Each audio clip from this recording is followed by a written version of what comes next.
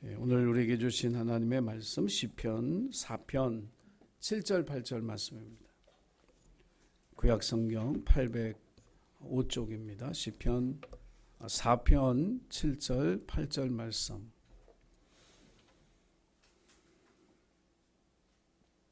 우리 함께 말씀을 읽겠습니다. 시작. 주께서 내 마음에 두신 기쁨은 그들의 곡식과 새 포도주가 풍성할 때보다 더하니이다. 내가 평안히 눕고 자기도 하리니 나를 안전히 살게 하시는 이는 오직 여호와시니이다. 아멘. 4월 5월 이제 성령의 열매에 대해서 우리가 들을 텐데, 이 성령의 열매는 성령님께서 맺도록 도와주시는 열매라고 하는 사실을 일단 받아들여야 됩니다. 그렇다고 우리가 아무것도 안 해도 된다는 이야기는 아니지만, 우리의 힘과 노력으로 열매를 맺는 그 순간에 그게 우리 자랑이 되고 교만함이 되면 열매를 맺지 않는 것만 못한 그런 삶을 살게 되기 때문에 우리는 주님의 은혜 가운데 살아가는 사람들이고, 또 성령의 도우심 속에서 열매를 맺는다는 이 믿음의 고백을 겸손하게 하나님 앞에 드릴 때 성령의 9가지 열매가 저와 여러분의 삶 속에 맺어지게 되어질 줄로 믿습니다. 지난 한 주간 사랑의 열매를 좀 맺고 사셨는지 궁금하기도 합니다. 미워하기보다는 더 사랑하기로 마음을 먹어야 되고, 마음속에 분노와 저주를 품기보다는 포용하고 끌어안는 그런 마음, 넉넉한 마음으로 우리가 세상을 살아가야 성령님께서 우리를 통해서 사랑의 풍성한 열매를 누리도록 도와주실 줄을 믿습니다. 자, 기쁨입니다. 여러분, 오늘 기쁨에 관한 찬양할 때 기쁘셨나요? 가사 읽느라고 바쁘셨죠? 이제 찬양의 가사가 낯서니까 아무래도 가사 보고 따라가느라고. 근데 여러분, 이제 일상의 삶 속에도 우리가 왜 그 가요나 어떤 노래들 흥얼흥얼 하는 경우 있지 않습니까? 그게 이제 하나님을 찬양하는 찬양으로 바뀌게 되기를 주의 이름으로 축원합니다. 자, 하나님을 알아가는 것이 성령의 열매를 맺는 첫걸음이다. 이거 항상 기억하시고 말씀과 기도의 자리에 늘 성실하게 임함으로써 성령의 9가지 열매를 한 가지 한 가지 다 맺어가는 우리 예신 가족들이 되기를 축복합니다. 하나님은 우리가 기뻐하며 살기를 원하십니다. 아멘입니까? 하나님 우리가 기뻐하며 살기를 원하는데, 실제로 하나님을 믿고 세상을 살아가는 우리들은 기뻐하는 그런 일보다는 근심하고 걱정하는 일들이 더 많이 있는 걸 느끼게 됩니다. 왜 하나님은 우리가 기쁨의 생활을 하기를 원하시는데 왜 우리는 기쁨의 생활을 못할까? 그 이유는 우리의 기쁨이 소유에 근거하기 때문에 그렇습니다. 뭘 가져야 기쁘고, 뭘 얻어야 기쁘고, 뭘 성취해내야 기쁘다, 이런 생각들을 갖고 있기 때문에 그런 거죠. 존재 자체의 기쁨을 우리가 잊어버리고 어느새 소유의 기쁨을 배워갔습니다. 자본주의 사회가 그렇지만 바로 그런 걸 가르치지 않습니까? 존재 자체로서 귀하다가 아니라 많은 것을 갖고 있어야 소중한 가치를 지닌 사람이 되어지는 이런 가치에 전도된 시대를 우리가 살고 있기 때문에 저와 여러분의 삶 속에 우리의 기쁨이 소유에 근거한 기쁨이라면 기쁨의 근거를 바꿔줘야 되는 것, 이게 이제 신앙인으로서 우리가 할 일입니다. 자, 뭔가를 가져야 기쁘면요, 어떤 걸 가져야 기쁘냐면 가치 있는 걸, 비싼 거, 좋은 것을 가져야 기쁩니다. 그리고 이왕이면 더 많이 가져야 기쁩니다. 그런데 보잘것없는 것, 또 적은 것을 가지면 기쁘기보다는 불행하다고 생각합니다. 왜? 더 많이 가진 사람들이 많기 때문에 비교하게 되거든요. 그래서 저와 여러분의 이 기쁨의 근거가 이 외형적으로 보여지는 그런 가치에 매이게 되면 오래가는 기쁨을 우리가 누릴 수가 없게 된다라고 하는 사실을 기억하시기를 바랍니다.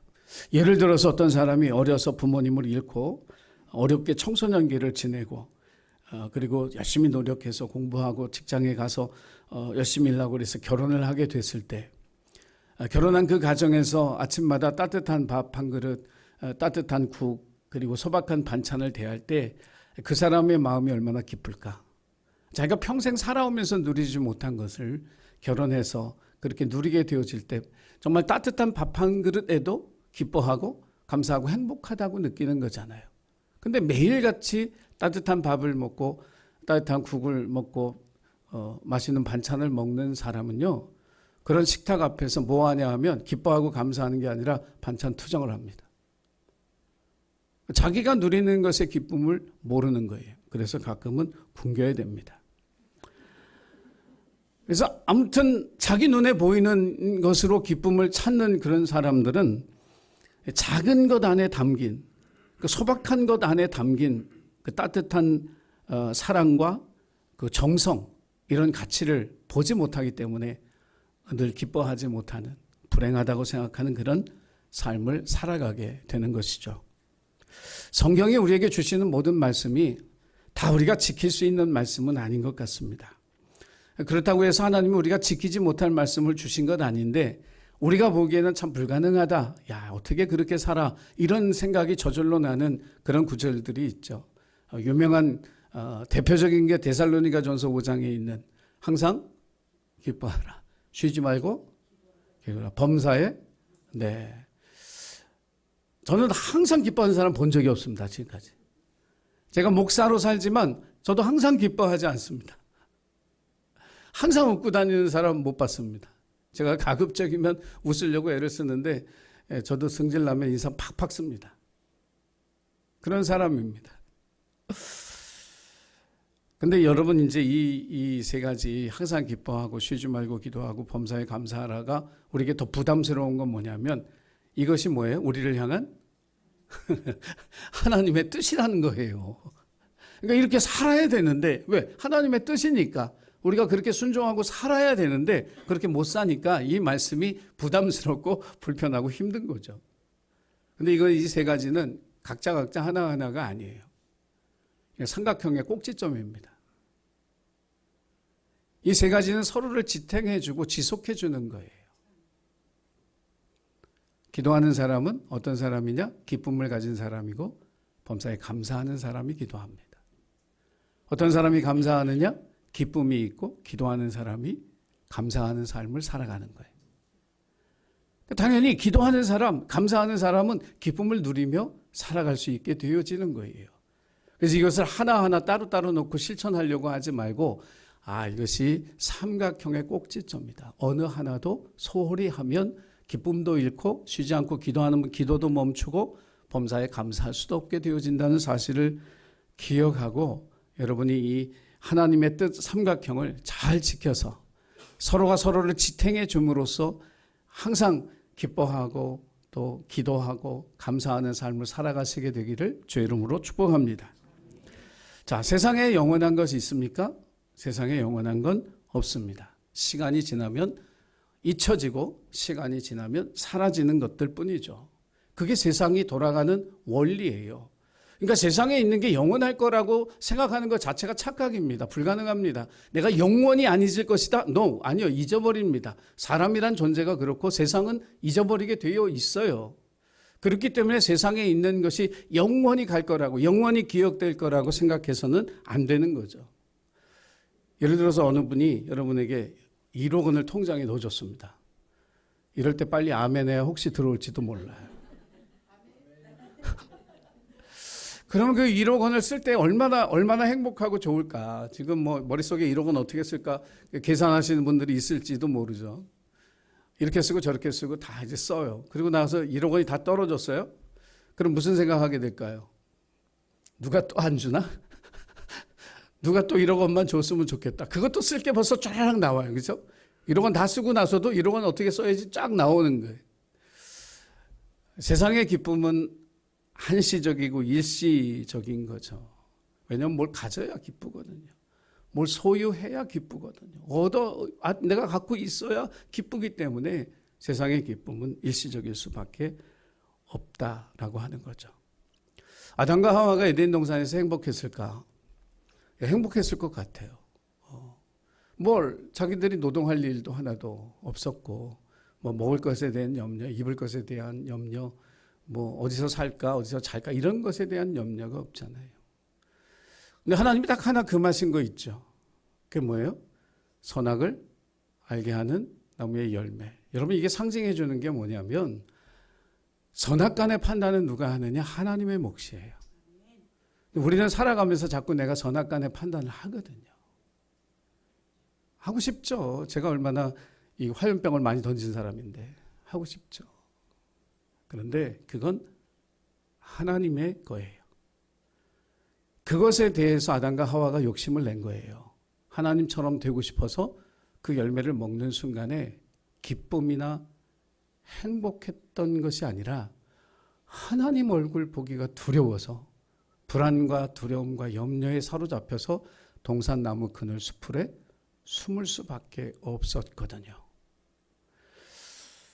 저와 여러분의 삶 속에 인생을 살아가면서 우리가 지금 누리고 있는 것에 대한 감사가 또 기쁨이 그래서 내게 허락하지 않은 것에 대해서 욕심을 내려놓을 수 있는 이것이 바로 믿음의 사람의 자세인 줄로 믿습니다. 자, 세상을 살아보니까 원수가 되는 두 종류의 사람이 있습니다. 먼저 자식입니다. 자식이 왜 원수가 되느냐 하면 애들이 태어날 때는 그냥 그 아이가 있음 그 자체로 행복합니다. 그죠? 뭐 똥 싸고 오줌 싸고 뭐 밥 흘리고 뭐 하고 뭐 그래도 그 아이 때문에 행복하고 기쁘죠. 근데 이게 자라면서 영 기대를 못 채우는 거죠. 머리는 좋은데 공부를 안 해. 죽으라고 말도 안 들어. 뭐 하나 보면 게임만 하고 앉았어. 애들하고 몰려다니면서 너 계획이 뭐냐? 무계획이야. 아, 이건 기쁨이 아니라 이제 골칫덩어리에 그냥 갖다 버리고 싶은 그런 존재가 되는. 그래서 살다 보면 원수가 되는 첫 번째가 자식이고요. 두 번째 남편입니다. 얼마나 제가 스스로 남편이지만 저도 고백을 합니다. 얼마나 같이 있고 싶으면 매일 얼굴 보고 싶고 매일 같이 밥 먹고 싶고 함께 잠들고 싶어서 결혼을 했겠습니까? 근데 살아보니까 이게 왼수네. 그 정체가 원래 원수였는데 살아가면서 나타나는 거예요. 남편은 남의 편이라고 그러잖아요. 내 편이 아니니까 남의 편이지. 내 편은 죽어라고 안 들어. 말도 안 듣고 고집은 세고 왜 이렇게 또 안 씻어. 자식이나 남편 원수 되는 이유가 뭐냐면 이게 내 기대만큼 안 채워주거든요. 내 의도대로 안 움직여주거든요. 그래서 이게 사람들이 애완견을 키우는 이유가 거기 있습니다. 더럽게 말을 안 들으니까 애완견은 말대꾸를 안 하거든요. 그게 이제 애완견의 장점입니다. 어떤 아주머니가 중학생 아들하고요 반려견을 키웠답니다. 그 반려견 이름이 암놈이라 은이라고 이렇게 은이라고 붙여줬대요. 은이. 그리고 이제 아들. 어느 날 지난 겨울에 이제 집에 가습기를 하나 들여놓고 딱 꽂아놨는데 이 강아지가 이게 신기한 물건이 하나 들어오니까 가습기를 막 가가지고 그 앞에 있는 버튼을 발로 어떻게 눌렀는데 이게 딱 가동이 딱 된 거예요. 그러니까 강아지가 놀라서 뒤로 물러가잖아요. 그리고 좀 있다가 이제 다시 와가지고 뭐 어떻게 눌렀는데 또 껐어요. 이 아줌마가 보니까 너무 얘가 신통한 거야. 그게 동영상으로 쫙 찍어가지고 친구들한테 다 보낸 거야 이게. 그러고 나서 자기 아들이 저런 짓을 하고 있으면 내가 뭐라고 얘기했을까 생각을 하니까 너 바보냐? 뭐하고 있냐? 공부나 해라. 잔소리를 막 퍼붓을 것 같더라는 거예요. 왜 이런 차이가 났을까? 우리 아들이 저 짓을 했으면 내가 가만 안 두고 잔소리를 막 퍼붓고 왜 은희한테는 내가 저렇게 신기하고 놀랍고 찍어가지고 다 친구들한테 알려줄 만큼 왜 이렇게 내가 기뻐했을까? 당연하죠. 아들한테는 뭐가 있냐면 사랑하지만 기대가 있거든요. 그러니까 자식한테는 사랑하는 게 분명하지만 기대가 있거든요. 어떤 바람이 있고 좀 아이의 행동에 대한 가치 판단이 나한테 먼저 있거든요. 그래서 좀 그 빈둥거리지 않고 시간을 좀 효율적으로 잘 썼으면 좋겠다. 이거 다 부모들 마음이잖아요. 아멘 안 해도 제가 다 알아요. 공부도 열심히 했으면 좋겠고 자기가 지금 하고 있는 일에 집중해서 뭔가 이렇게 실력자가 되어줬으면 하는 그런 기대감 우리가 다 있거든요. 그리고 좀 자기 자신을 이렇게 돌이켜보면서 더 나은 사람이 되기 위해서 노력하는 그런 모습들 부모니까 보고 싶은 거죠. 근데 가만히 생각해 보니까 애완견한테는 자기가 기대하는 게 없더래요. 뭐 빈둥거리는 시간을 줄여달라고 얘기할 일도 없고 공부를 열심히 하라고 할 얘기도 없고 너는 이런 강아지가 돼야 된다라고 막 훈계하고 가르칠 일도 없고 그냥 그 강아지는 그냥 곁에 있는 것만으로 기쁨이 되고 행복이 되어지는. 그래서 빨래를 개어놨는데 이 은희가 올라가서 그걸 흐트러 놓으면 아이고 우리 집 말썽꾸러기 그러고 웃으면서 이렇게 하는데 만약에 아들이 빨래를 해놓은 거를 잘 개놨는데 안 가지고 가잖아요. 그럼 뭐라 그랬겠어요? 야 너는 빨래도 안 하면서 말이야. 가져가지도 않냐고.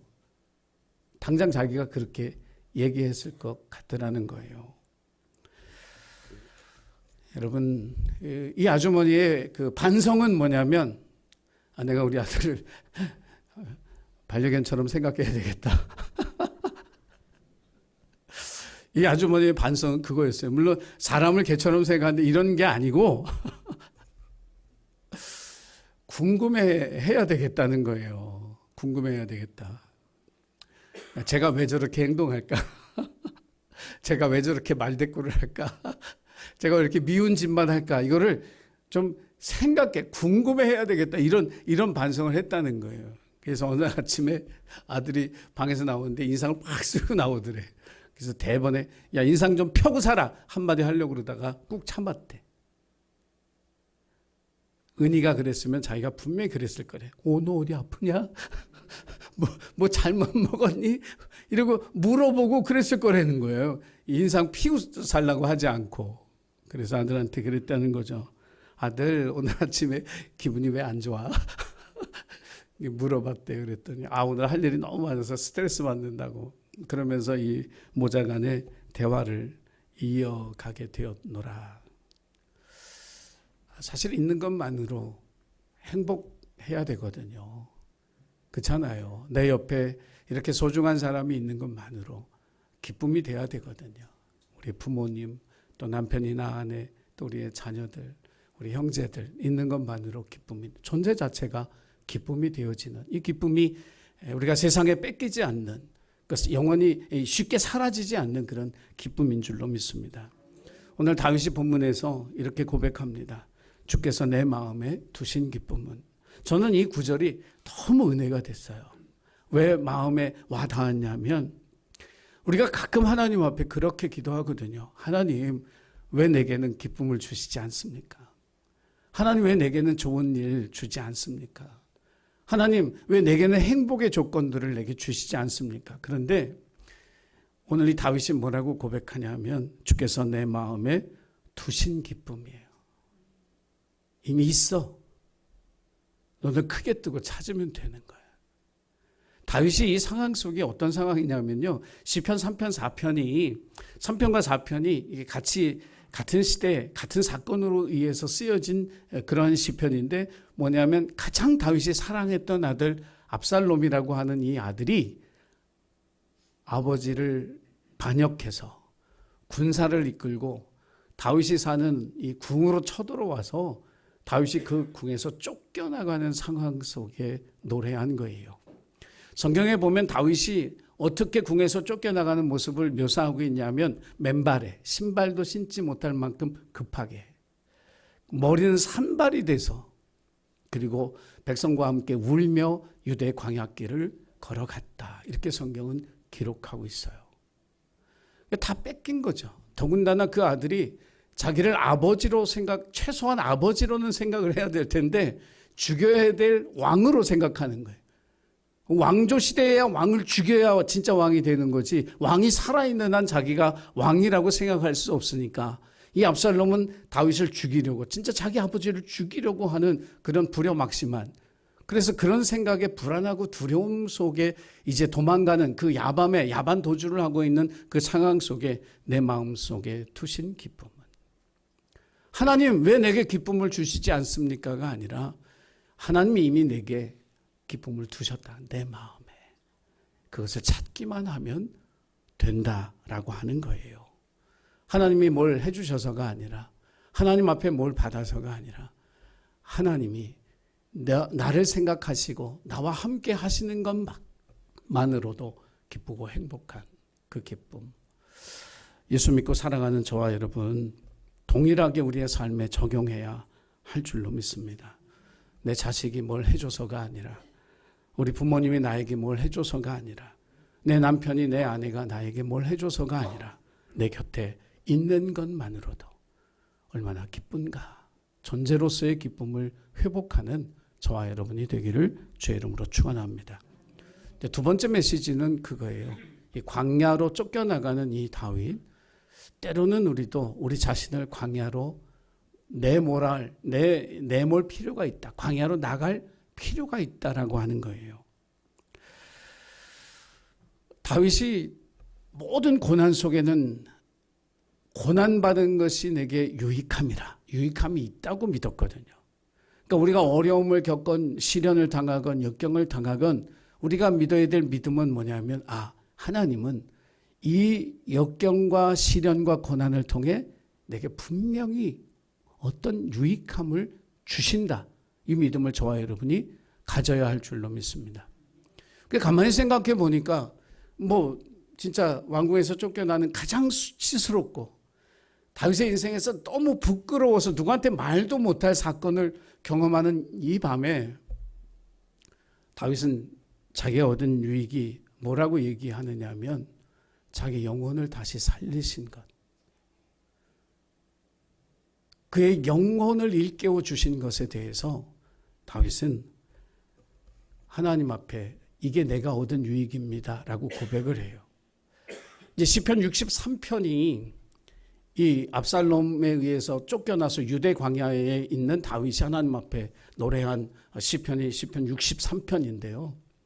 그곳에 보면은 자기 영혼이 다시 살아난 것에 대해서 하나님 앞에 감사하는 고백이 거기에 담겨 있습니다. 영혼이 살아나는 게 왜 중요한가? 우리가 세상 사람이라면 영혼이 잠든 채로 살아도 상관없어요. 그런데 그리스도인들은 영혼이 잠들면 안 돼요. 왜냐하면 영혼이 잠들면 육체로 살아요. 세상 생각으로 살아요. 세상 욕심으로 살아요. 세상 사람들하고 똑같이 살아요. 교회와 그리스도인들의 삶 속에 세상의 빛과 소금이 되지 못하는 이유는 우리 영이 잠들었기 때문이에요. 영이 잠들었으니까 이 영혼을 다시 살려내시는 하나님의 은혜가 임할 때 우리가 영적으로 살아요. 기도하며 살고 예배드리며 살고 사랑하며 살고 나누고 베풀며 살고 하나님을 의지하며 살아가는 영적인 삶이 가능한 것은 영혼이 살아있을 때, 영혼이 깨어있을 때 가능하다 이 말씀입니다. 다윗의 인생에서 그의 영혼이 가장 반짝반짝 빛났을 때가 언제냐면 사울 왕에게 쫓겨다닐 때였어요. 3,000명의 군사들이 다윗을 죽이려고 왕과 함께 자기를 찾아다닐 때 다윗의 영혼이 얼마나 반짝반짝이었는지 몰라요. 그는 그때 새벽을 깨우는 사람이었어요. 날마다 말씀을 묵상하는 사람이었고 날마다 말씀으로 하나님을 찬양하는 사람이었고 하나님 앞에 오랜 기도로 하나님 앞에 나아갔던 그런 사람이었어요. 근데 왕궁에 살아보니까 모든 게 다 갖춰졌어요. 부족한 게 하나도 없어요. 아내들도 많아요. 자식들도 많아요. 자기 앞에 조아리는 신하들이 얼마나 많아요. 주변 나라들이 다 자기 앞에 와서 위대한 Great King 다윗 이러면서 조공을 바쳐요. 그러다 보니까 그에게 사라진 것이 바로 영원히 잠든 것. 하나님 앞에 나아가는 시간이 없어진 것. 감사하지 않는 것. 기뻐하지 않는 것.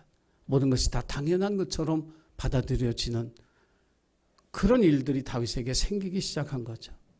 밧세바 사건에서 우리가 보듯이 다윗이 굉장히 성실한 사람이었는데 왕들이 출전할 때 전쟁터에 나가지 않고 이 사람이 언제 일어나냐면 오후에 침상에서 일어나. 성경은 그렇게 다윗을 고발합니다. 새벽을 깨우던 사람이 새벽하고 거리가 멀어진 사람이 된 거예요.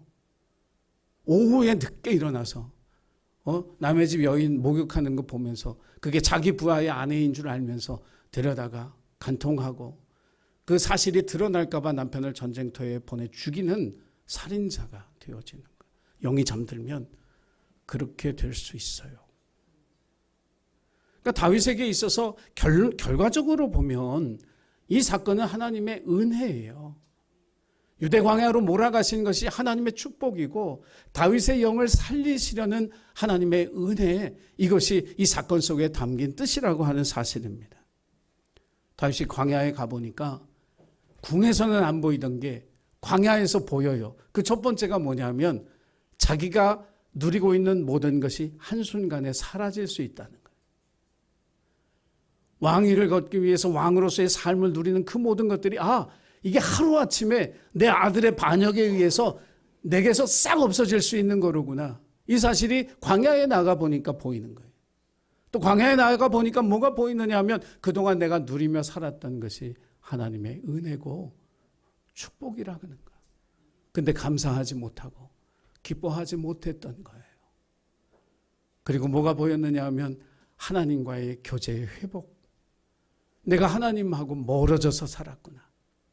내가 하나님께 가까이 가지 않았구나. 기도하지 않았구나. 예배하지 않았구나. 새벽을 깨우지 못했구나. 하나님과의 친밀한 교제를 회복해야 되겠구나. 이것이 광야에서 다윗이 보게 되어진 것입니다. 때로 우리는 세상을 살면서 자신이 누군지 잘 몰라요. 내가 어떤 사람인지 잘 모른 채 살아갑니다. 내가 무엇을 추구하고 무엇을 목적으로 하고 사는 사람인지 몰라요. 근데 다윗도 왕궁에 있을 때 그랬어요. 자기가 어떤 존재인지 몰랐어요. 근데 광야에 나가 보니까 하나님의 은혜가 필요한 죄인이에요. 하나님의 은혜로 살아야 할 그러한 연약한 존재에 지나지 않는다는 것을 광야에서 발견하는 거거든요. 사랑하는 예신교회 가족 여러분, 때로는 모든 것을 두고 하나님 앞에 서는 시간이 우리에게 필요합니다. 그래야 내가 어떤 사람인지 알게 되고 내가 누리고 있는 것들이 어떤 것인지 이것들을 깨닫게 됨으로써 기쁨과 감사와 기도를 회복할 수 있는 그런 은혜가 저와 여러분의 삶 속에 임하게 되어질 줄 믿습니다. 사랑하는 예신교회 가족 여러분, 이 한 주간을 살아가면서 기쁨을 회복하는 한 주가 되기를 원합니다. 존재 자체로서의 기쁨을 다시금 우리가 회복하고 광야에서 다윗이 그 영혼을 다시 회복했던 것처럼 영혼의 기쁨을 회복하며 신령한 하나님의 은혜 가운데 그 복을 누리며 살아가는 우리 모두가 되기를 주의 이름으로 축원합니다. 기도하겠습니다. 사랑의 주님, 뭘 가져야, 뭘 얻어야, 뭘 이루어야 기쁘고 행복했던 우리의 삶을 회개합니다.